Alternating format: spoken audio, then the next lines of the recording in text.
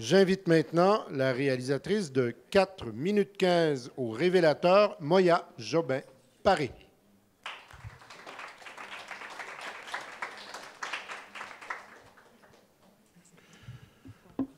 Bonjour Moya. Bonjour. Donc avec Claudia Larcher, nous venons de parler d'animation, de photographie.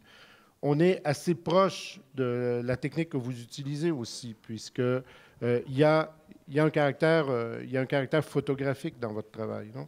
Oui, oui, mais en fait, moi, je travaille sur la photographie comme objet, directement sur la matière. Mm-hmm. Fait que je pars d'une prise de vue réelle. J'ai choisi les extraits que je voulais animer. Je les ai fait sortir sur papier photo argentique. Puis après, j'ai gratté une par une, ou sur la même image plusieurs fois, comme en stop motion. Voilà. Donc, vous pouvez gratter sur une photographie, la photographier, modifier votre gravure, continuer, refotographier, c'est ça? Je la gratte, je la modifie pas après, Okay. gratter. Après, je fais un montage, j'ai superposé des images à l'ordinateur, par après, avec juste des effets de transparence. Il n'y a pas eu de Photoshop, rien. Okay. Fait que le travail de grattage est tout fait directement sur la matière avec des lames, du papier sablé, de l'eau, voilà. Donc, il y a assez peu de travail numérique où, en fait, c'est plutôt léger comme travail numérique. Le travail numérique, c'est la vidéo, la captation, le montage. C'est ça. Le reste, toute la transformation de l'image par grattage, c'est uniquement directement sur la matière. Parlez-nous du titre, 4 minutes 15 au révélateur, qui est assez énigmatique. Vu que c'est un film non narratif, puis que j'aime bien permettre au public de le percevoir, de l'interpréter de sa propre façon. Je voulais pas non plus proposer un titre qui amène sur une piste. Fait que c'est bien que ça laisse un mystère. Fait que j'ai choisi d'aller plus dans le concret. Donc, la durée des images, 4 minutes 15. Le révélateur, j'ai pensé révéler une image j'ai pensé révéler les dessous d'un paysage urbain en allant chercher, en grattant. Ça fait aussi référence au produit chimique qui est le premier au développement de la photo, qui, quand on met le papier photo, une fois qu'il a été exposé, l'image est révélée. Donc, ça s'appelle le révélateur. Ouais, c'est comme ça. Vous avez fait un film Moya dans lequel il y a un seul cadre. C'est bon. Quand on décide justement de faire un film qui durera 4 minutes, mais qui n'a qu'un seul cadre, est-ce que le choix de ce cadre est complexe parce qu'il est lourd de conséquences? Vous allez vivre avec pendant tout le film.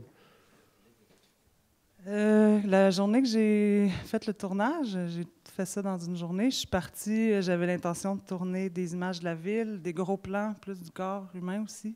Je voulais aller plus dans le micro-macro. J'ai pris différentes images, j'ai posé la caméra directement de chez moi, à travers la fenêtre. Après, j'ai commencé un premier montage. Puis ce qui est resté, c'est l'image fixe du plan de la ville avec la personne devant. Il y a eu aussi l'image des mains, mais vu que la ville reste en arrière-plan longtemps, ça a été spontané après dans l'action. Donc au départ, c'était pas un choix conscient de dire ce sera ce cadre-là? Non, je travaille pas, je travaille sans storyboard, sans je pars avec mon matériel, mes grandes lignes, mes thèmes.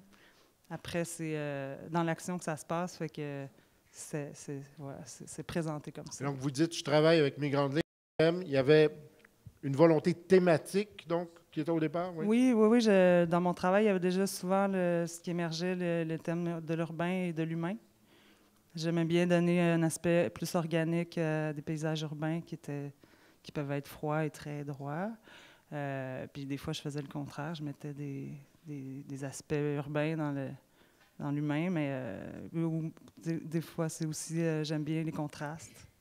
Fait que le mouvement, le côté statique. Fait que ça faisait partie déjà de mon travail. Puis c'est mon premier film d'animation, puis j'ai choisi d'aller dans cette suite-là. Et vos œuvres précédentes, donc, elles allaient dans quelle direction? Vous dites, c'est mon premier film d'animation. Ce que vous faisiez avant, c'était quoi? J'ai fait de la peinture, de la photo, du grattage sur photo. Ça faisait déjà longtemps que je m'amusais. Ben, m'amusais et ça de plus en plus sérieusement avec ça.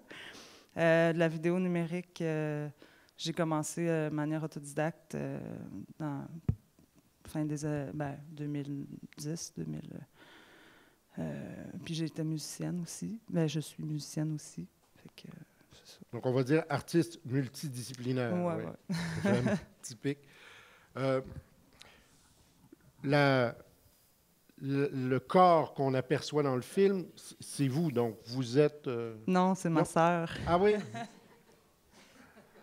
Donc, c'est une part de mise en scène. Elle a fait ce que vous lui demandiez ou... C'était aussi... Oui, mais on s'est donné rendez-vous. Elle est venue chez moi. J'avais la caméra. J'avais l'intention d'avoir des plans de ses mains, peut-être de ses cheveux, de la peau. Et puis, ça s'est décidé sur place. C'est ça qui est arrivé à ce moment-là. Des questions de la salle?